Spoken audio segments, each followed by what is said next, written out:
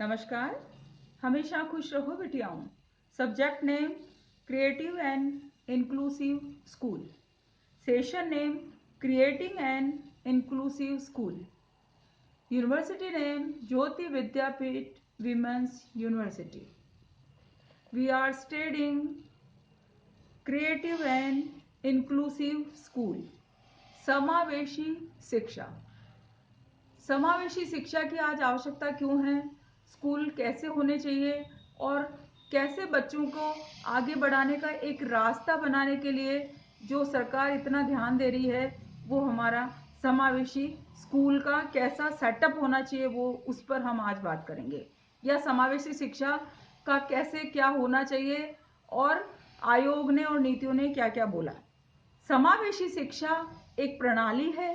शिक्षा का समावेशीकरण यह बताता है कि विशेष शैक्षणिक आवश्यकताओं की पूर्ति के लिए एक सामान्य छात्र और एक दिव्यांग को समान शिक्षा प्राप्ति के अवसर मिलने चाहिए। इसमें एक सामान्य छात्र एक दिव्यांग के साथ विद्यालय में अधिकतर समय बिताता है। सामान्य छात्र को भी परेशानी नहीं हो और दिव्यांग छात्र भी अच्छे से उनके साथ समायोजन करके और पढ़ाई कर सके। यही मेन उद्देश्य समावेशी शिक्षा का है। पहले समावेशी शिक्षा की परिकल्पना सिर्फ स्पेशल छात्रों के लिए की गई थी। उनके लिए स्पेशल स्कूल्स बनवाए जाते थे, अलग से सेटअप कराया जाता था। मगर आधुनिक काल में 21st सेंचुरी में हर स्कूल के जो मैनेजमेंट या सरकार ये सोच रही है कि नहीं, उन्हीं के साथ जो जनरल बालक हैं उन्हीं के साथ स्पेशल चिल्ड्रंस को बिठा करके और जो ग्रुपिंग में एजुकेशन दी जाएगी वो समावेशी शिक्षा उनकी है। समावेशी शिक्षा विशेष विद्यालय या कक्षा को स्वीकार नहीं करता है। अशक्त बच्चों को अलग से पढ़ाना ठीक नहीं है।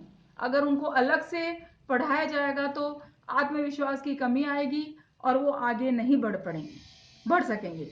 अशक्त बच्चों को, दिव्यांग बच्चों को सामान्य बच्चों की तरह सबको एक साथ बिठा करके शैक्षिक गतिविधियों में इन्वॉल्व करते हुए उनको शिक्षा देना ही हमारा शिक्षा का प्रमुख उद्देश्य है।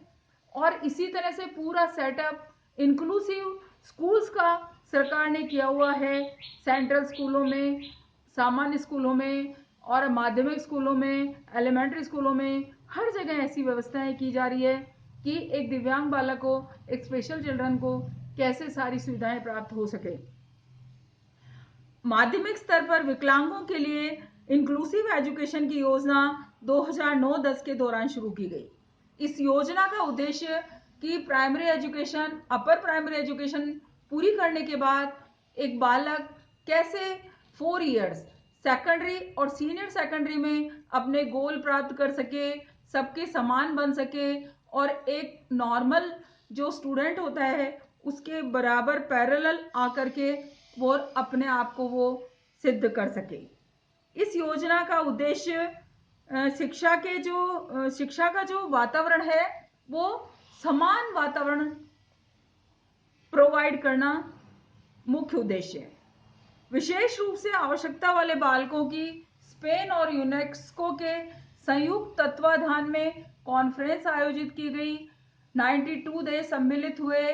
25 देशों ने उसमें 25 देशों में कॉन्फ्रेंसेस की गई और इन सब का जो कंक्लूजन या जो निष्कर्ष निकला, उस निष्कर्ष के आधार पर ये बताया गया कि कैसा इनका स्कूल का सेटअप होना चाहिए, क्या क्या इनको राइट्स देने चाहिए और क्या क्या इनका सारा सेटअप होना चाहिए।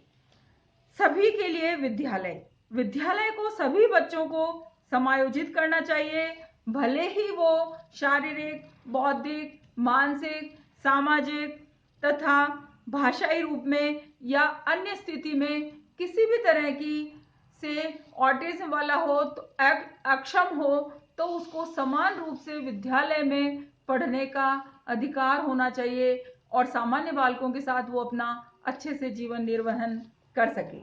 नियमित विद्यालय समावेशी शिक्षा के प्रभावशाली साधन हैं एवं किफायती भी है।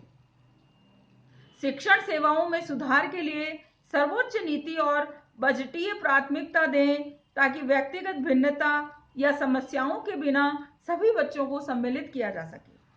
समावेशी शिक्षा के सिद्धांत को कानून या नीति के एक विषय के रूप में अपनाया जाए और सभी बच्चों का नामांकन सामान्य विद्यालय में किया जाए जब तक कि उनको कुछ और करने का कारण नहीं मिल जाता।